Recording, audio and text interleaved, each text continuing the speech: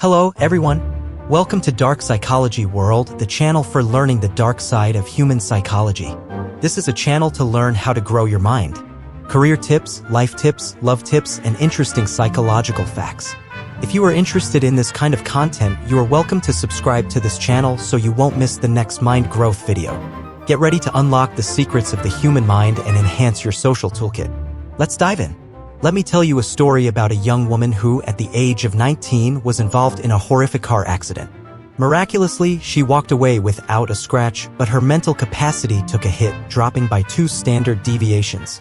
Her doctor told her she wouldn't be able to finish her undergraduate studies. Everyone around her suggested she take an easy job, avoid stress, and just get by. She doubted herself for a while, but she didn't give up. It took her 8 years, but she finished her undergraduate degree. And she didn't stop there.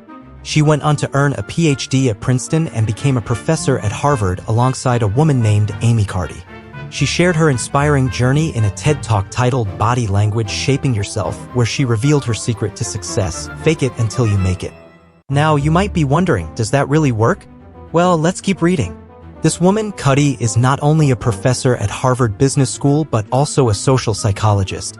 She studied body language extensively and found that we often judge people by their body language, and in turn, we are judged by ours. Imagine you're giving a speech at school or work. You're relaxed, you're smiling, and you're subtly communicating with others. People see you as confident and energetic. They feel comfortable around you, they pay attention to you, and they find you interesting and worth listening to. But what if you're stiff and still, only looking down or straight ahead? It's like you're in your own world. Your listeners are likely to be distracted, unsure of what you're talking about. Carty's research has shown that our body language doesn't just affect how others see us, but also how we see ourselves. For instance, when we smile, we feel happier, even if we're just practicing by holding a pen between our teeth. This suggests that our mental state and body language influence each other. And here's the kicker: Carty has proven this experimentally. She had people practice 2 poses for 2 minutes each: a power pose, standing with hands on hips or leaning forward with hands on a table, and a non-power pose, sitting with hands crossed. The results were astonishing. Those who held a power pose for just 2 minutes became more assertive, confident, and optimistic. Their stress levels dropped significantly. On the other hand, those who held a non-power pose for the same amount of time experienced the exact opposite effects. Carty explained that this is due to 2 key hormones: testosterone, which boosts power and dominance, and cortisol, a stress hormone. So, next time you're feeling low, remember to strike a power pose. You might just surprise yourself. Let's dive into a story about the power of body language and self-belief. Imagine a viewer who remains strong and self-motivated.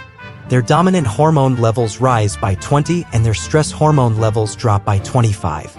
On the flip side, those in a weak position see their dominant hormone levels drop by 10 and their stress hormone levels rise by 15. This shows how our body language can influence hormonal changes in our bodies and our overall mental state. But you might be thinking, it's just a short experiment. Can 2 minutes really make a difference in our lives? Well, Professor Callie conducted another experiment to answer this question.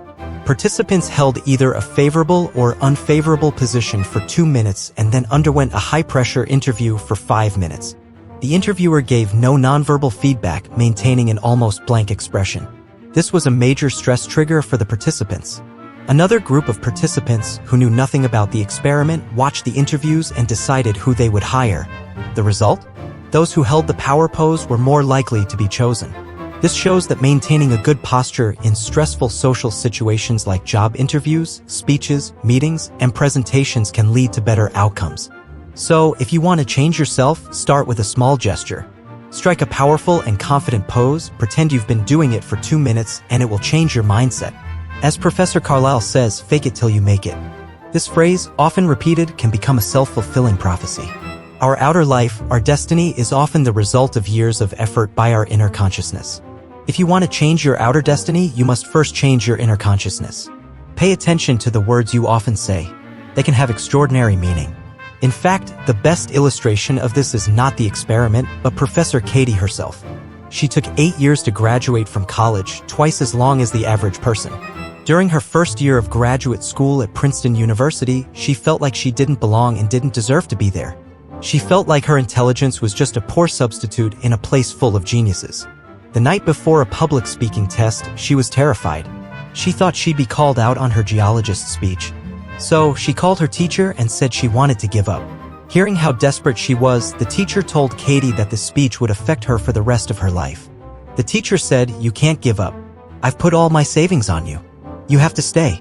All you have to do is pretend to do it every time you're asked to do it.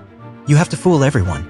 You have to keep making speeches until you're paralyzed with fear, and then keep making them until one day you realize, oh my God, I'm doing this. I've become this. I'm really doing this." Katie did what her mentor said. She graduated from Princeton 5 years later. She got into Harvard, and for a long time, she thought she didn't belong at this top institution. But now, she doesn't think that anymore because her fake success turned into real success. The Harvard MD class famously said that there is no better catalyst for success than success itself. Think about your goal, give yourself 2 minutes, and tell yourself in your most confident and powerful way that you have achieved it. We can keep stimulating our brains by faking success and reinforcing it over and over again. And when we get that belief into our bones, we can feel the magic of the butterfly effect. That's it for today. Thanks for sticking around. If you have any suggestions or ideas, feel free to drop a comment below. If you like this video, please like, share, and subscribe to our channel. Thank you. See you in next video.